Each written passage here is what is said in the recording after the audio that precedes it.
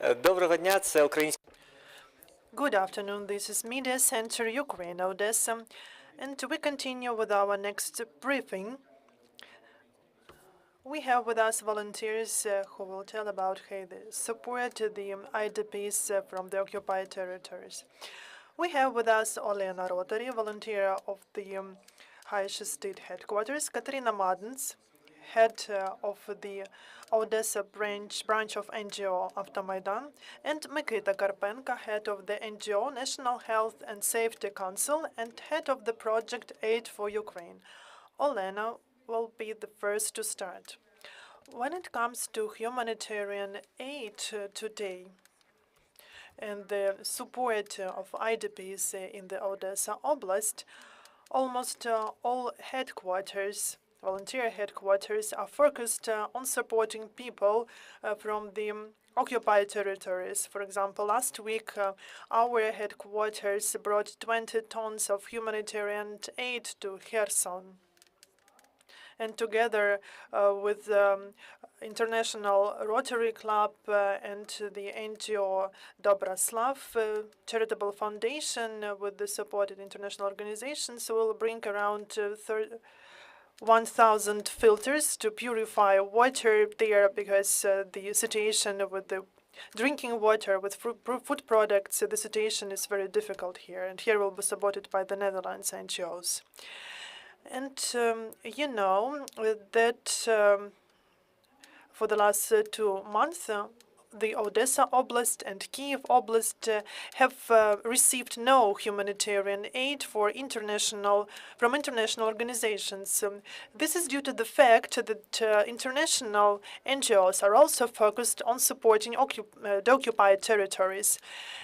But there is one fact here that a lot of people from the occupied territories, from the liberated territories, come here to the Odesa Oblast, and we expect that we will have even more IDPs from these territories, because, for example, we see that Kherson is now under constant missile attacks.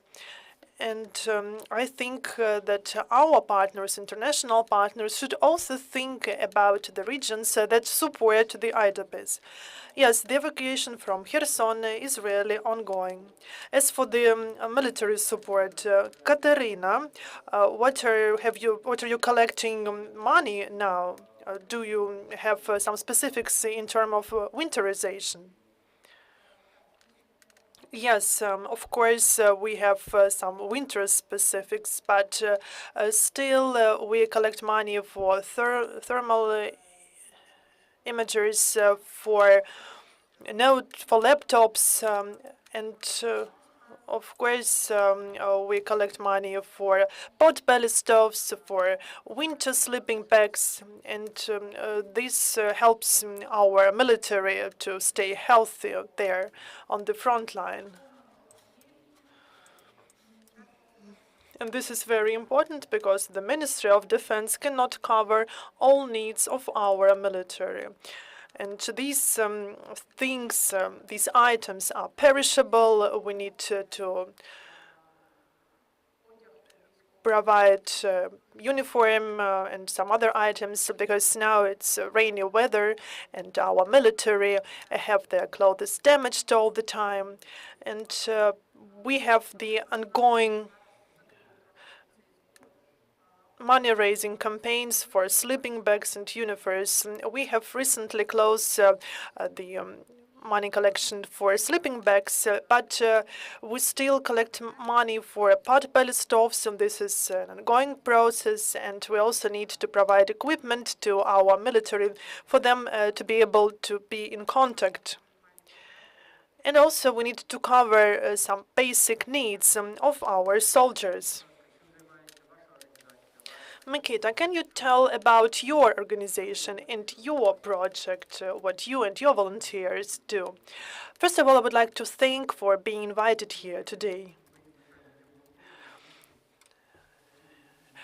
We are not volunteers like others. We do not raise money. We use our own money to help others. So like in our character, we are volunteers, but we keep working and we use our business to support people in Ukraine. From the first days of war, we started the project Aid for Ukraine. We decided to focus on one area, which we're well aware of, and we have the required competency here.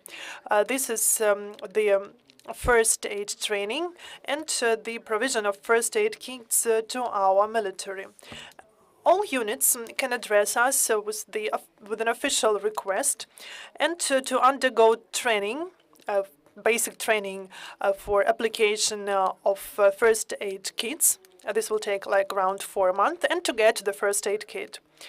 Contrary to other organizations, we have the following position. We provide first aid kits like hand in hand to our military. So if we work with the specific unit, every soldier like signs the first aid kit. So we personally provide this to our soldiers. Apart from this, we have regular trainings, both for military and for civilians. The residents of Ukraine, residents of Odesa, and volunteers on how to act in emergency situations and how to provide first aid. And we also have started the production of hot packs. The production facilities are in Ukraine, in the Kyiv Oblast, and thanks to this, we can provide these hot packs for our defenders. I have the questions to you, so let's start from Olena, because she was the first. As for the aid, you've mentioned that international organizations are now more focused on recently liberated territories. But we know about the evacuation from Kherson, and when we were in Kherson, we saw the huge lines of people, of vehicles trying to leave Kherson, the Kherson Oblast, because of the heavy shelling there. How Ukrainians can support you and other volunteer organizations? What people leaving the Kherson Oblast need? First of all, do you have some statistics about these needs and items? I know that Oleg Mikhailik organizes evacuation of people from the Kherson Oblast. I don't know how many people they have already taken from there. But I think that this is similar to April and May and June, when people from the Mykolaiv Oblast came to Odesa. So the basic needs are warm clothes, like cutlery, and other things which are first need for people coming here.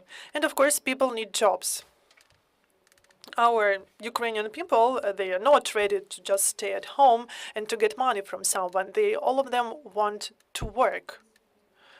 So if there are people in Odesa who are ready to hire the people from the occupied territories, so please contact us. And I know that we have the special organizations like SPIFTI that are ready to provide training for people to learn some new jobs. And this is very important because to help people, because to avoid the situation that we had in Ismail, where the prices for accommodations has increased in 3 times, and the situation like this was in the western parts of Ukraine.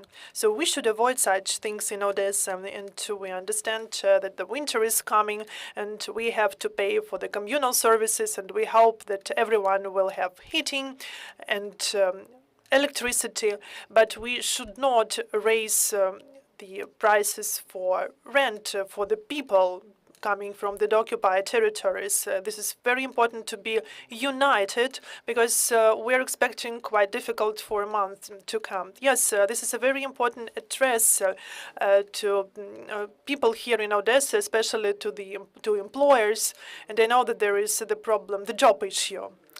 As for the military support, what have you been collecting for money recently? Now we have 2 major tasks. This is the thermal imager. And the second one is the one that is always open. Our team has found people who are who produce high-quality pot belly stoves, and we're sure in their quality. We're sure that these pot belly stoves will be a service to our military by the end of winter. So every day we receive requests from our military to provide pot belly stoves. That's why we all the time collect money for this as well. Thank you. Mykyta, you've mentioned trainings not only for the military but also for civilians, and paramedic training, which is important for people to know how to save lives of wounded people. But my question is different. This is about the number of civilians who want to undergo such trainings, because as far as I know, the number has been increasing. But what about your statistics? Have you noticed this? Actually, we've been working since 2009, so this is our professional occupation that we used to have before the war. But starting from the first day of war, several thousands of civilians have undergone training, and several hundreds students, because recently we've started the training for students from school during holidays, for them to be able to act in an emergency situation. Odesa residents, as other Ukrainians, have one quality. We quickly get used to what is happening around us. So their shelling is not that heavy, and there are no missiles. There have been no missile strikes recently, and people just calm down. But as soon as we have the deterioration of the situation in Odessa, we start getting more requests from people. And winter is coming. It's like the phrase, the quote from the well-known series. And people are more preoccupied with the winterization, with the issue of how to ensure at least heating at their apartments. That's why, training, paramedic training is in the background now. So the question is about students of the 10th and 11th grades. This is a modernized training program where we focus on how to identify emergency and how to get help from adults. And after that, we explain how children can save their own lives and lives of adults. Do we have the questions from the floor?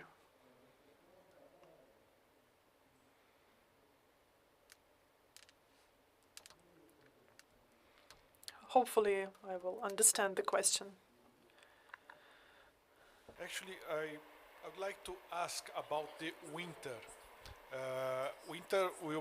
What do you expect for next year, especially in January, when the winter will be more hard to cope with?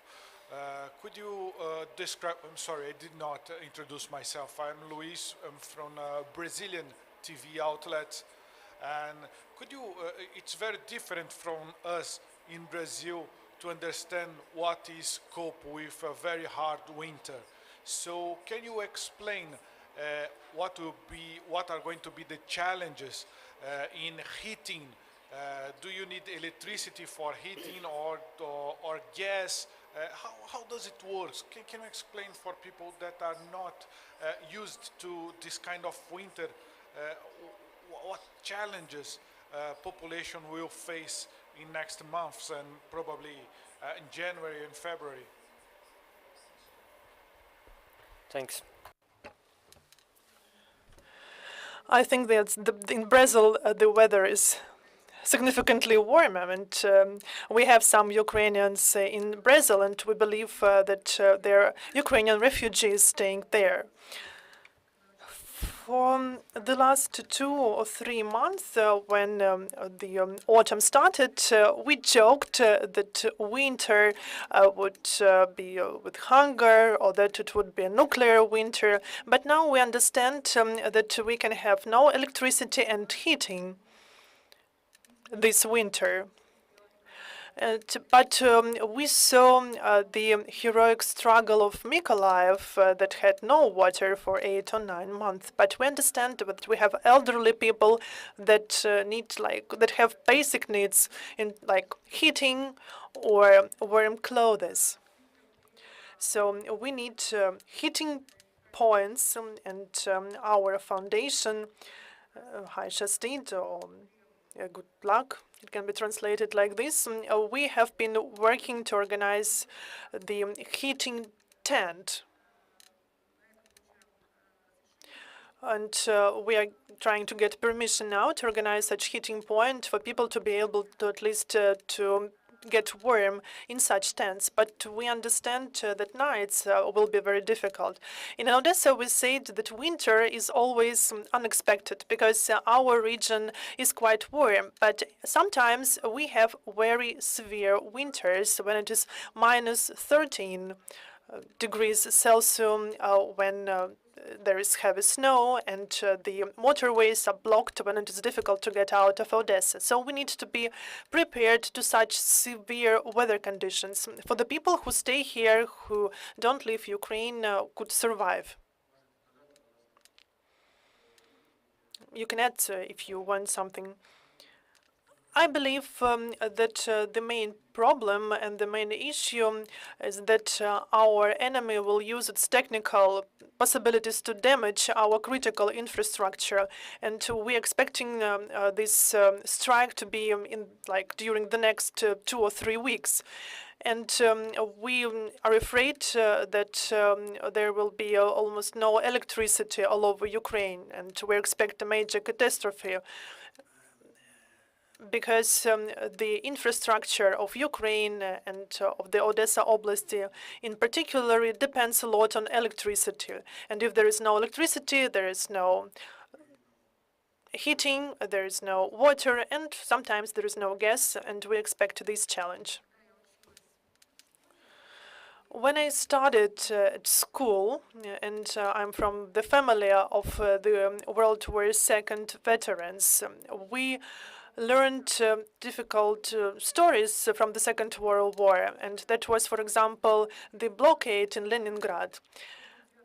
And I now wonder what they are going to tell on the Victory Day, on the 19th of May, what they are going to tell to their children about how they destroy a population, not on the front line, not on the battle zone. Thank you.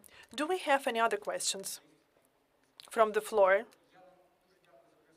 There are no questions. Thank you very much for this press conference. Thank you very much for sharing your work and for telling how your organizations can be supported in your aid to locals and to IDPs. If the journalists want to talk to our guests after the press conference, you are more than welcome. And I think that they will be happy to provide more details about their activities. Our next briefing will be at 1 p.m. This briefing will be quite unusual. We will have the representative of Control company who will speak about the business with Russian roots, with Russian beneficiaries in the south of Ukraine. And the representative of the company can tell about how journalists can find by themselves Russian business and Russian beneficiaries among Ukrainian enterprises. So stay with us.